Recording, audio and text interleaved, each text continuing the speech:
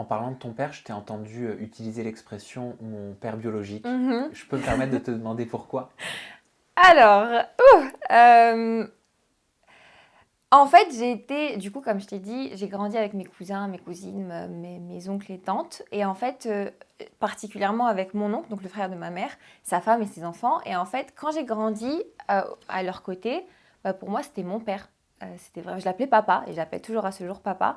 Et il a vraiment eu la figure paternelle dont j'avais besoin. Et j'ai vraiment eu aucun lien avec mon père biologique. Il a essayé, on a vraiment tous mis du nôtre, mais quand il n'y a pas de feeling, il n'y a pas de feeling. Et j'ai pas grandi à ses côtés en tant que père.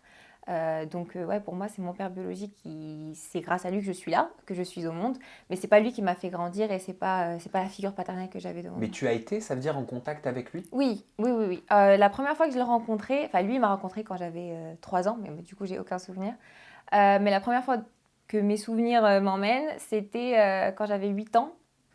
C'était assez dur comme rencontre parce que ça s'est pas fait comme prévu. Et à partir de là, je pense que ça a créé une cassure dans notre relation qui était toute fragile, qui n'était pas vraiment existante. Et après, on s'est revus tous les ans. C'était plus pour des démarches administratives en fait qu'on se revoyait parce que lui, il habite encore en Algérie avec sa famille. Et en fait, à l'époque, pour pas rentrer dans les détails, à l'époque, pour sortir de l'Algérie, du coup, parce que je venais tous les ans en vacances, pour sortir de l'Algérie, il fallait une autorisation paternelle. Et du coup, en fait, il fallait que je le voie pour qu'il signe une autorisation paternelle et on passait un petit peu de temps ensemble, mais il n'y avait pas vraiment de connexion. Et je sentais vraiment que j'étais avec un étranger et pas vraiment un père quoi. Tu sens que c'est quelque chose qui va, enfin, qui va t'impacter dans ton avenir de femme, de peut-être future maman. Je sais qu'on évoquera le sujet plus tard, mais tu penses que ton parcours, ton passé peut avoir une influence sur l'avenir?